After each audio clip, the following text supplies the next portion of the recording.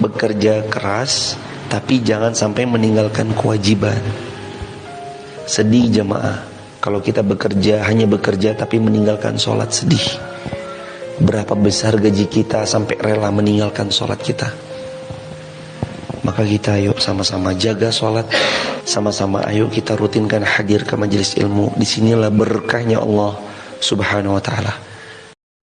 Di hari Id biasa kita bersalaman, mohon maaf satu sama lain, tapi jangan sampai niat baik, etikat baik itu dilakukan dengan cara yang melanggar perintahnya Rasulullah SAW, seperti contohnya bersalaman dengan wanita yang bukan mahram.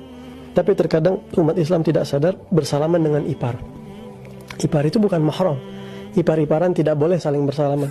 Atau bersalaman dengan istri paman kita, kalau kita laki-laki. Maka perlu diperhatikan hal ini. Jangan sampai di hari Id justru kita panen dosa, kita banyak berbuat dosa. Rasulullah SAW bersabda, la an yut'an fi ra'si ahadikum bimikhyat min hadid khairun lahu min an yamassa imra'atan la tahillu lah.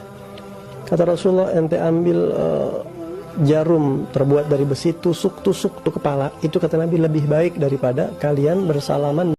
Duduk sini nak, dekat pada Bapa, jangan kau ganggu ibumu. Turunlah lekas dari pangkuannya, engkau lelaki kelak sendiri.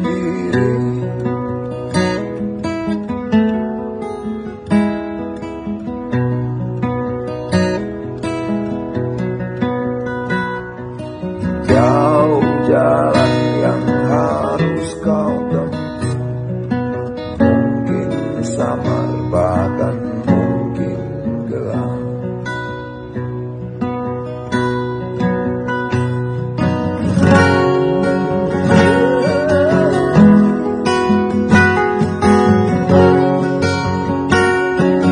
Tuhan, jika aku tidak bisa selamanya bersama-sama dengan temanku, maka berilah kesuksesan dari masing-masing kami. Kuatkan kami melewati sulitnya kehidupan, mudahkan perjalanan kami meraih masa depan, dan jika memang berjodoh, izinkan kami kembali bertemu dalam keadaan baik-baik saja. Tuhan, tolong jaga temanku karena kau lebih tahu bagaimana sifatnya, dan pastikan dia baik-baik saja walaupun kami tidak bersama. Aku tidak yakin bisa berpisah dengannya, tapi jika memang kalau kita salah, minta maaf, itu namanya orang jujur. Ada orang ragu-ragu kalau dia salah. Ragu-ragu dengan salahnya, tapi minta maaf, orang bijaksana. Yang ketiga, diam-diam, bisik-bisik. Jangan sampai kedengaran. Kalau benar, tapi minta maaf, namanya suami.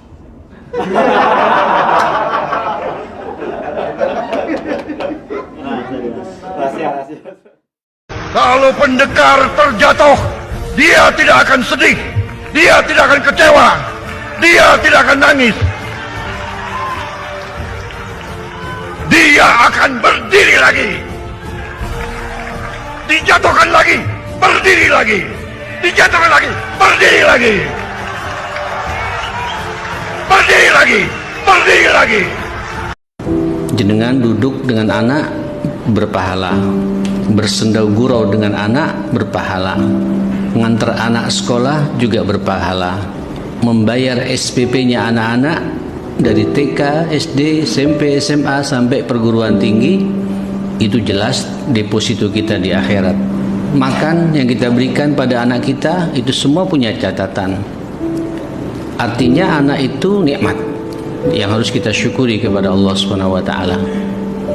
Makanya orang tua yang bijak tidak akan banyak mengeluh tentang masalah anak, sebab dia sadar betul sesadar-sadarnya bahwa Allah ketika memberikan karunia anak, Allah sangat memahami betul bahwa kita orang tua ini sanggup memikulnya, sanggup untuk mengarahkan anak kita, mentarbiyah anak kita. Sebab kalau tidak sanggup, Allah tidak akan berikan anak kepada kita.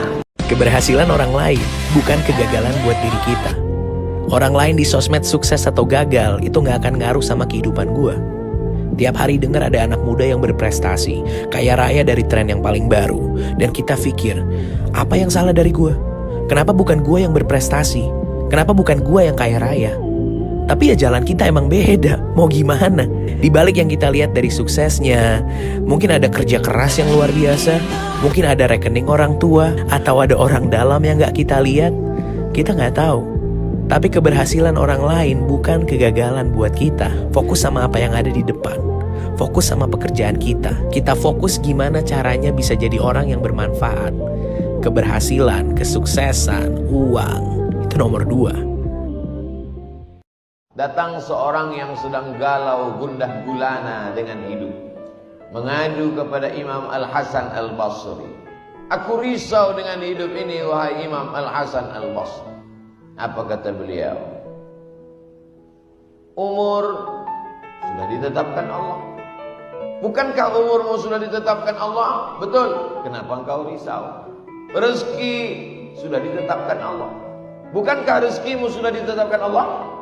Betul. Kenapa engkau risau?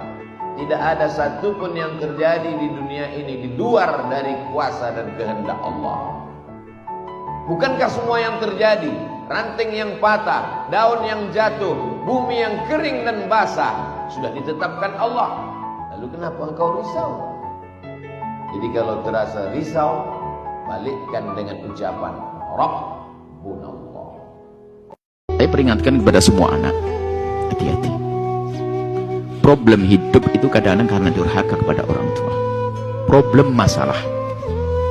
Hati-hati orang dengan orang tua. Jangan main-main dengan orang tua.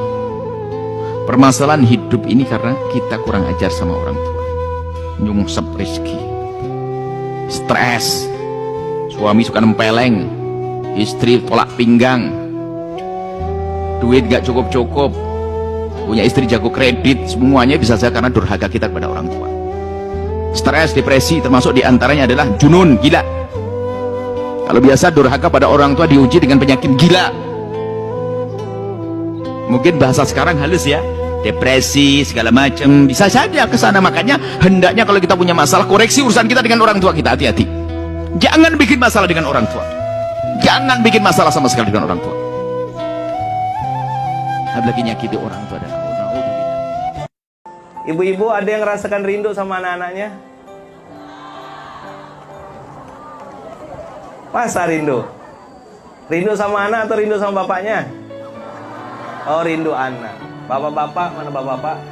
Tolong dengar baik-baik. Ibu-ibu itu mau berkorban apapun untuk anaknya, tapi belum tentu untuk suaminya. Betul nggak? Makanya banyak ibu kalau sudah meninggal suaminya, nggak mau dia nikah lagi. Yang penting dia bisa besarkan anaknya, apapun dikerjakannya untuk besarkan anak-anaknya. Makanya nak, dengarkan baik-baik sayang. 1 orang ibu bisa menjaga membesarkan 10 orang anak. Tapi 10 orang anak belum tentu bisa jaga 1 orang ibu.